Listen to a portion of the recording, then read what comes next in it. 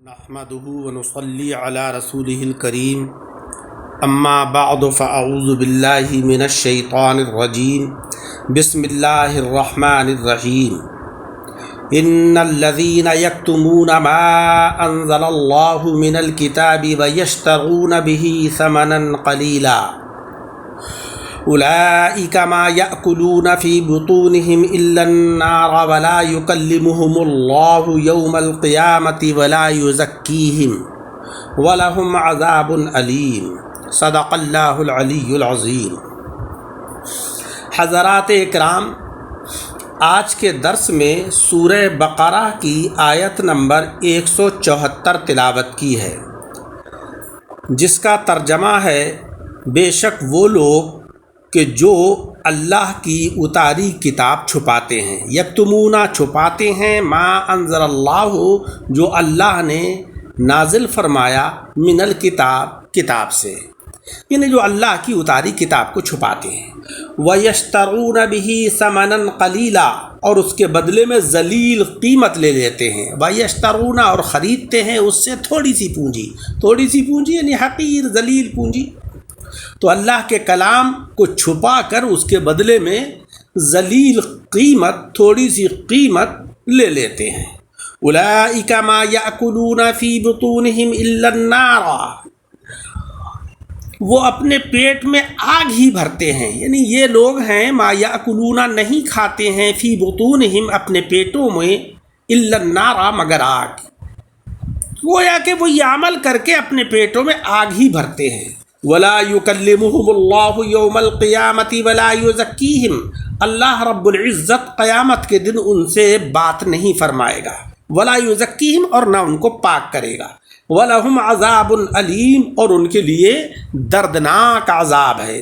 یعنی جو لوگ اللہ کے کلام کو چھپاتے ہیں تاکہ دنیا کے تھوڑے سے منافع ان کو حاصل ہو جائیں، تو گویا کہ وہ اپنے پیٹوں کے اندر آگ بھر رہے ہیں۔ قیامت میں اللہ تبارک و تعالی ان سے کلام نہیں فرمائے گا، ان کو گناہوں سے پاک نہیں کرے گا اور ان کے لیے دردناک عذاب ہوگا۔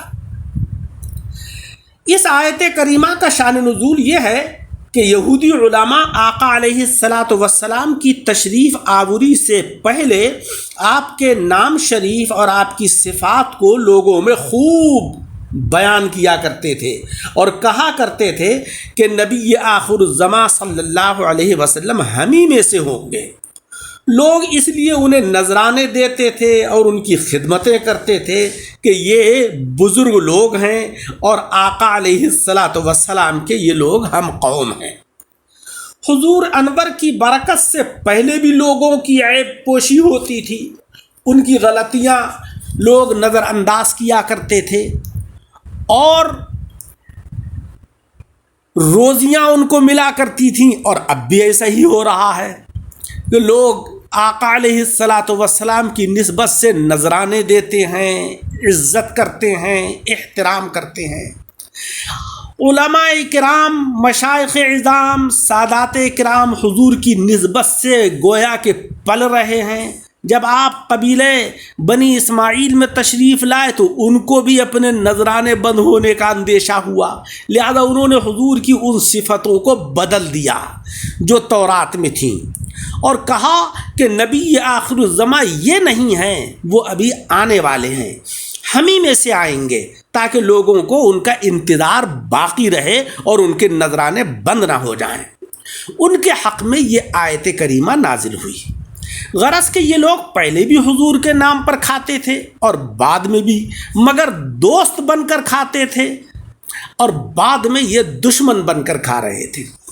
اس سے یہ وہ لوگ عبرت حاصل کریں کہ جو سید نہیں ہیں مگر اپنے کو سید کہتے ہیں، کہ یہ کام ان یہودیوں کا سا ہے کہ جو اپنے کو حضور کی ہم قوم کہتے تھے، اور وہ بھی عبرت حاصل کریں کہ جو آقا علیہ السلام کے نام پر پل رہے ہیں اور حضور علیہ السلام کی صفات کو چھپاتے ہیں۔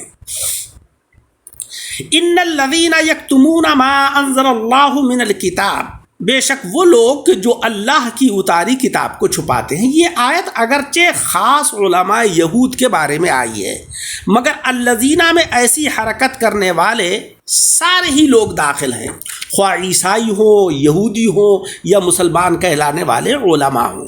چونکہ آئندہ زمانے میں ایسے لوگ بھی پیدا ہونے والے تھے جو حضور کے اوصاف چھپانے بلکہ انکار کرنے کو دین کی بڑی خدمت سمجھیں گے. اس لیے اس مضمون کو انا سے شروع فرمایا گیا. یکتمونا یہ کتمن سے بنا ہے جس کے معنی ہے چھپانا. اس کی تحقیق پہلے بھی بیان ہو چکی ہے. ما انزل اللہ یہ بھی عام ہے. عقائد آپ علیہ الصلاۃ والسلام کی صفات شریف، شرعی احکام جو بھی اظہار کے لیے اتارے گئے ہیں، جن کو بھی ظاہر کرنے کے لیے نازل فرمایا گیا ہے، ان کا چھپانا حرام ہے. انزلہ کے لفظ میں اشارہ ہے کہ تصوف کے اسرار اور علمی باریکیوں کا ظاہر کرنا ضروری نہیں ہے، بلکہ نااہل سے چھپانا ضروری ہے. کیونکہ آپ تو جو ہے وہ تصوف کے اسرار بیان کر رہے ہیں، علمی باریکیاں اور نکتے بیان کر رہے ہیں، اور وہ شخص کے جو نااہل ہے، بے علم ہے، وہ نامعلوم کیا سمجھ بیٹھے. لہذا ایسے لوگوں کے سامنے یہ باریک مسائل اور یہ اسرار جو تصوف سے تعلق رکھتے ہیں ان کو نہ بیان کیا جائے.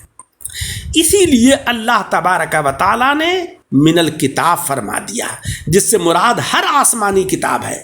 احکام چھپانے کی 3 صورتیں ہیں. پہلی صورت تو یہ ہے کہ کسی مسئلہ شرعی کی ضرورت پیش ہو اور عالم اس کو بتانے سے انکار کر دے. دوسری یہ ہے کہ عالم دین دنیاوی لالچ سے امیروں کی صحبت اختیار کرے، مالداروں کی صحبت میں رہے، ان کے دروازوں پر حاضری دے اور ان کے عیوب اور گناہوں کو باطل تعویلوں سے صحیح کرنے کی کوشش کرے، تاکہ اس ذریعے سے اس کے ہاتھ روپیہ آ جائے، نذرانے اس کو ملیں، اس کی عزت افزائی ہو، اس کے حلوے مانڈے چلتے رہیں. اور تیسری صورت یہ ہے کہ قرآن اور حدیث کی وہ تعویل کرے کہ جو عقائد اسلامی کے خلاف ہو اور جو سلف صالحین اور صحابہ کرام کے مسلک کے مخالف ہو. ان تینوں کا ایک ہی حکم ہے، مگر یہ تیسری جو صورت ہے یہ بہت زیادہ سخت ہے. اس کو تحریف بھی کہتے ہیں، یعنی جو لوگ اللہ کی اتاری کتاب کو چھپاتے ہیں اور اسی پر بس نہیں کرتے بلکہ وَيَشْتَرُونَ بِهِ ثَمَنًا قَلِيلًا، اس کے بدلے میں ذلیل پونجی لے لیتے ہیں. یہ بہی کی جو زمین ہے یہ یا تو لوٹ رہی ہے مکتوم جو مفعول ہے یکتمونہ کا، یا ماں کی طرف لوٹ رہی ہے. دنیاوی مال آخرت کے حاصل کرنے کا ذریعہ ہے، جیسے کہ قیمت سامان حاصل کرنے کا ذریعہ ہوتی ہے کہ جب انسان کے پاس قیمت ہوتی ہے اس کو دے کر وہ دوسرا سامان حاصل کر لیتا ہے. اسی لیے اس کو سمن فرمایا گیا. سمن یعنی قیمت اگر سامان خریدنے کا ذریعہ ہے تو اس کی عزت ہے، ورنہ وہ بیکار ہے. دیکھو نوٹ نہ کھانے میں کام آتے ہیں، نہ پینے میں کام آتے ہیں، نہ اڑنے بچھانے میں کام آتے ہیں، مگر اس لیے پیارے ہیں کہ یہ سامان ملنے کا ذریعہ ہے. اگر نوٹ کا چلن بند ہو جائے تو یہ بیکار ہے. اسی طریقے سے دنیا ایک قیمت کی شکل ہے جو مومن کے لیے ہے. اس کے ذریعے سے مومن رضا الہی، لقائے مصطفی، جنت وغیرہ جو اصل سامان ہے اس کو وہ خریدتا ہے. اگر دنیا ان چیزوں کو حاصل کرنے کا ذریعہ ہو تو یہ دنیا کی جو ہے بڑی عزت، بڑی احترام کے لائق ہے. جیسے کہ حضرت عثمان غنی رضی اللہ تعالیٰ عنہ، حضرت عبد الرحمن بن عوف وغیرہ صحابہ کرام رضی اللہ تعالیٰ عنہم، یا دیگر صالحین عظام جن کو اللہ نے مال عطا فرمایا، انہوں نے اس مال کو خرچ کر کے اس کے بدلے میں آخرت کی نعمتیں خریدی. اور اگر نفس کے لیے ہو یہ دنیا کہ اسے آخرت کے حصول کا ذریعہ نہ بنایا جائے تو یہ بیکار ہے. جیسے کہ آج ہمارے پاس جو پونجی اور جو دنیا ہے، ہم جو ہے وہ نفس کی خواہشات کی تکمیل کے لیے صرف کر دیتے ہیں، اور دین اور آخرت کے لیے ہماری طرف توجہ نہیں ہوتی ہے۔ لیکن اگر دین کی عوض دنیا خریدی جائے تو یہ زہر قاتل ہے۔ جس طریقے سے یزیدیوں کی دنیا کہ جنہوں نے دنیا کے لالچ میں آقا علیہ السلام کے اہل بیت کو شہید کر ڈالا، ان یہود و نصارہ نے یہ تیسرا جرم کیا کہ دین کے عوض دنیا خریدی، جس پر یہ عتاب آئے۔ اور یہ کتنا بھی مال زیادہ ہو انسان کے پاس، مگر آخرت کے مقابلے میں بہت حقیر اور ذلیل اور تھوڑا ہے۔ تمام دنیا جنت کی بجری کے ایک موتی کی قیمت نہیں ہو سکتی۔ دنیا سے نفع چند سال تک لیا جا سکتا ہے، مگر آخرت کا نفع دائمی ہے۔ فانی چیز قلیل ہوتی ہے اور باقی چیز کثیر ہوتی ہے، اسی لیے ثمناً قلیلا فرمایا گیا۔ لہذا آخرت خریدنے کی کوشش کیجئے، رب سے جب مانگو ایمان پر خاتمہ مانگو، اس کی رضا طلب کرو، عشق جناب محمد مصطفیٰ صلی اللہ علیہ وسلم مانگو۔ اس لیے اسے قلیل بھی کہا گیا۔ یشترونا سے ان کی حماقت کا بیان ہے، یعنی چاہیے تو یہ تھا کہ دنیا سے آخرت خریدتے، مگر یہ بے وقوف اصلی پونجی جو آخرت تھی اس کی عوض تھوڑی سی قیمت یہ دنیا یعنی دنیا خرید لی انہوں نے۔ اولئک ما یأکلون فی بطونہم الا النار، یہ لوگ اپنے پیٹ میں مال نہیں بلکہ آگ بھر رہے ہیں۔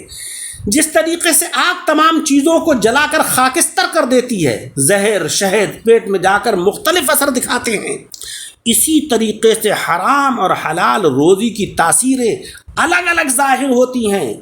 یا چونکہ یہ مال آخر کار آگ کھلائے گا، اس لیے اسے آگ کہا گیا۔ دنیا کے نیک اعمال آخرت ہی میں لذیذ میوے، دودھ، شہد بن کر سامنے آئیں گے، اور یہاں کے جو برے اعمال ہیں دنیا کے، وہ دوزخ کے سانپ، بچھو، آگ بن کر عذاب دیں گے۔ جس طریقے سے یہاں بعض غذائیں پیٹ میں جا کر کیڑے وغیرہ بن جاتی ہیں، یا آئندہ جہنم میں انگارے کھلائے جائیں گے اس کے بدلے میں۔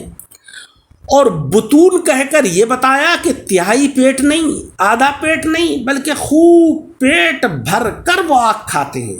اور یہ بھی نہیں ہوگا کہ مسلمانوں کی طرح جہنم میں کچھ روز رہ کر گناہوں سے پاک صاف ہو جائیں گے، بلکہ ولا یزکیہم ولا یکلمہم اللہ یوم القیامت، اللہ تبارک و تعالیٰ ان سے قیامت کے دن کلام نہیں فرمائے گا، ولا یزکیہم، اور نہ ان کو پاک کرے گا، ولہم عذاب علیم، اور ان کے لیے دردناک عذاب ہے۔ انہیں ہر وقت ہر طرف سے ہر طرح کا دردناک عذاب ہوگا، کیونکہ انہوں نے اپنے سرمایہ نجات کو برباد کر دیا۔ اس آیت کریمہ میں اللہ تبارک و تعالیٰ نے ہمیں یہ درس دیا کہ ہم حرام رزق سے بچیں اور حلال رزق اپنے پیٹوں میں داخل کریں۔ حرام رزق کھانا گویا کہ آگ کھانا ہے، اور حلال اور پاکیزہ رزق کھانا گویا کہ انوار و برکات اپنے پیٹ میں داخل کرنا ہے۔ اس آیت کریمہ کا اگلا درس دوسرے حصے میں سماعت فرمائیں۔ اس درس کو سن کر احباب کے ساتھ شیئر کریں، اور ہمارے یوٹیوب چینل دعوت حق درس قرآن کو لائک و سبسکرائب کریں۔ اللہ تعالی عمل کی توفیق عطا فرمائے۔